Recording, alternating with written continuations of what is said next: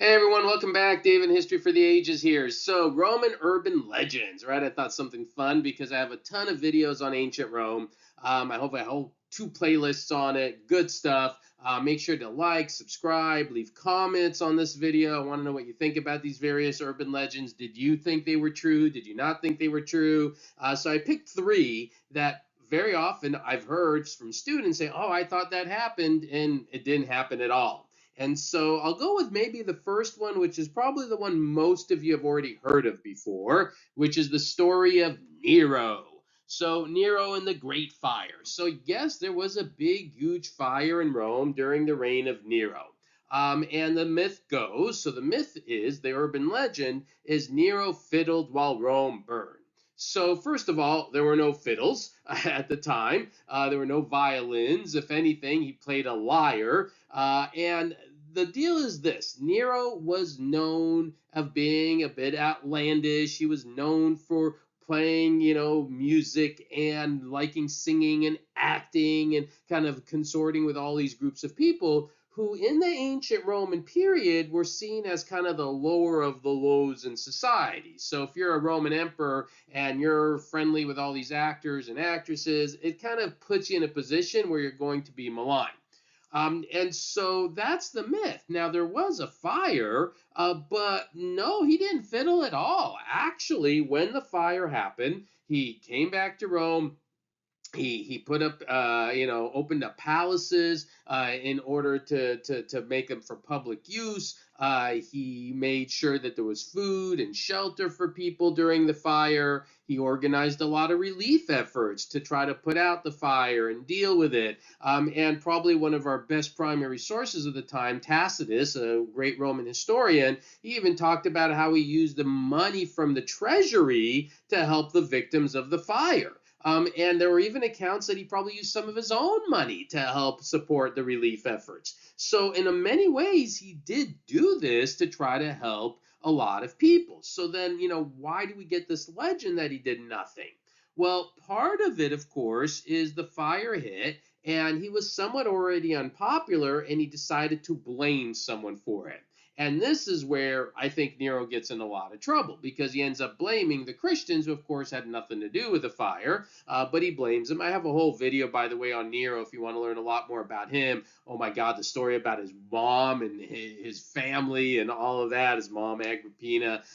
Crazy, crazy stories there. So I'll leave the link at the end of this in terms of my full video on Nero, but oh my God, what a crazy life story. So yeah, I think because he was maligned, he was looked down upon, then he killed the Christians as well and persecuted them, that all of this made him open for being the person to then be blamed. He fiddled while Rome burned and all that.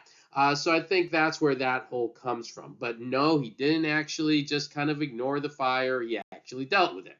So that's probably one of the more famous ones you've heard of that is just not true.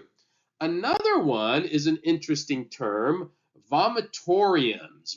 Vomitoriums, right? And so people see this term, vomitoriums, and they think, is that where people vomited, right? And no, it actually is simply a word that means an exit passage, right? If you think about vomiting, right? Exit, to spew forth is where the Latin word comes from. And so it's just how people would exit from a performance in one of the games or a show.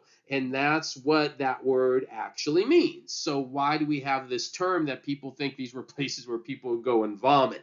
So we believe this comes from like the 19th century, around the 1800s, where a lot of people, were studying ancient Rome and people were studying the writers and the historians and the stories. And there was such a kind of a idea of Rome being depicted, rightfully so in many cases, of a lot of excess, right? If you study some of the Roman emperors and the parties and the just the crazy way they spent their money and all these things, people like Caligula and so forth, and Nero again, that there was this kind of feeling, especially among the elites, that there was such excess, and so this is how they just vomited everywhere. But that's not actually what the word means. So that's the second one.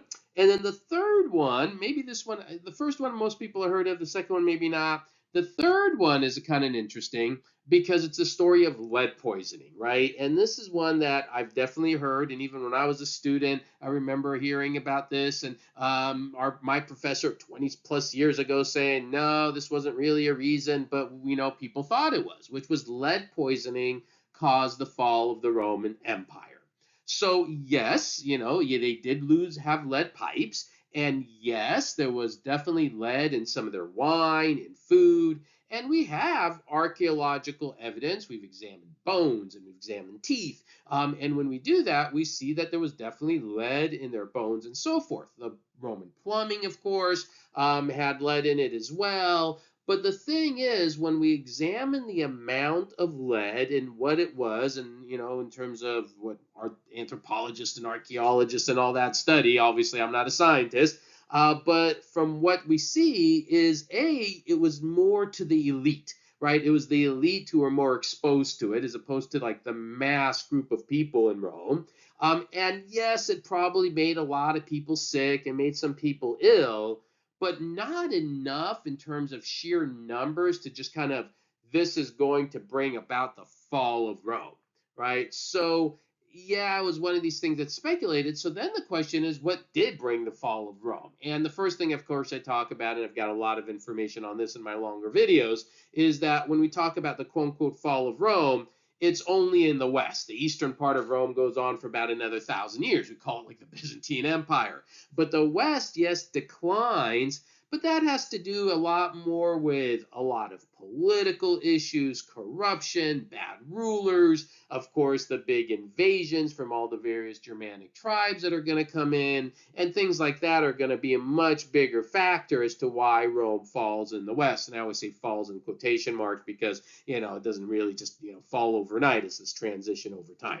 So anyways, those are 3 urban legends. I thought hopefully you found that video interesting. Please make sure, again, like, subscribe, leave comments, share with others. I'd love to reach more people with my videos. If you want to learn a lot more about Nero, you can watch this video up here right now on Nero, or any of my other lectures on the Roman Empire and such. All right, everyone, have a great day. Thank you for watching.